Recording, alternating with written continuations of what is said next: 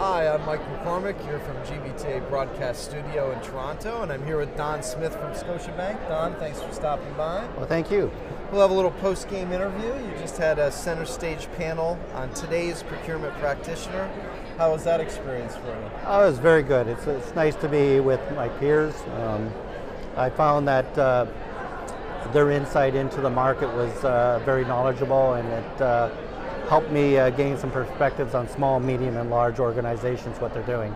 It's really interesting. I mean, as I was sitting and watching the panel, I kind of think back to even 5-6 years ago when the idea of procurement and a CPO having travel responsibilities was really very new, and those kind of worlds colliding. Clearly, we've evolved a long way since then.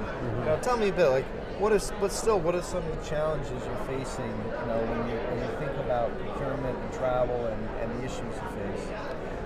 I think when I heard from the panels, whether you're small, medium, or large organizations, what the challenge is today is that you have one of the largest diversities of generations that are here in today's things.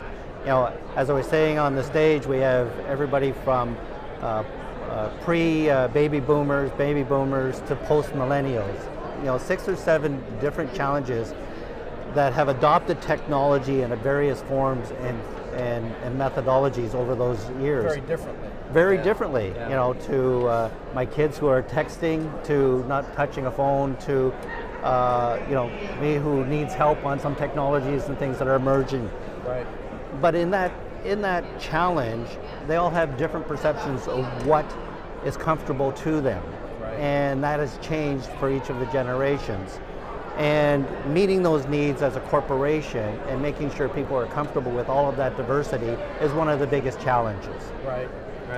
And so, when you think about, you said, talk about kind of all those different segments that you have within your company, different needs, different types of travel. What should travel buyers focus on? What should be what should be their kind of key initiatives as you look ahead? I think with most companies in procurement, and procurement has come of age in the last 10 years as well. Right. Is taking travel as a category and how it defines up to the corporate structure. So usually a corporation has 3 different types of needs. You have your corporate goals and objectives, your business goals and objectives, and then you have your procurement goals and objectives. Right. And you got to make sure that they're in synergy. So one of our corporate goals at Scotiabank is the customer experience. So separating our indirect, which is our back office procurement, from our direct customer-facing procurement is essential in making sure that we're driving all of our efforts to a customer experience. And in a lot of corporations, that's been key for them to grow and to make sure that they're successful. You've got to trim down your back office costs and make it more stable and scalable so that you're operating in all different theaters, regions, local, government regulations, and everything else in a very seamless, consistent approach to the customer. Right. Whereas travel now is being focused more on the customer experience of whether we have a mean time to market that's quicker or whether we can give them a more comfortable experience in dealing with us. Yeah, and it's like you said, it's a great point.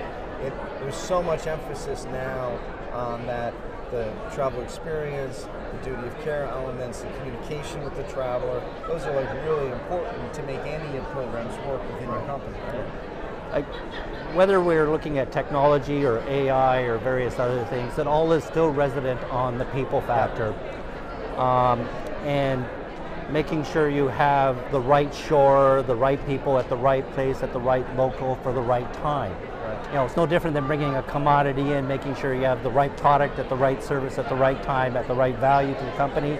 We actually have to make sure that our people are there as well. Right. So duty of care is very responsible, a responsibility of most corporations, and we're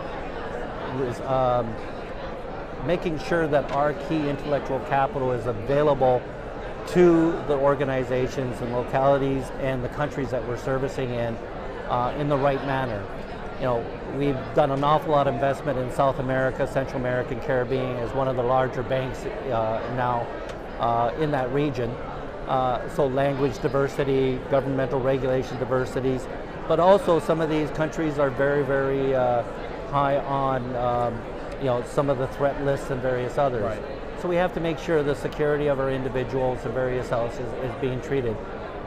But you also want to make sure that it's as if they're working from home, right. Okay, and that they have that home experience, that they're not, as somebody said today in one of the panels, you're not being treated as if you're in a hotel and you're not being treated as if you're an alien in that country. Right, right.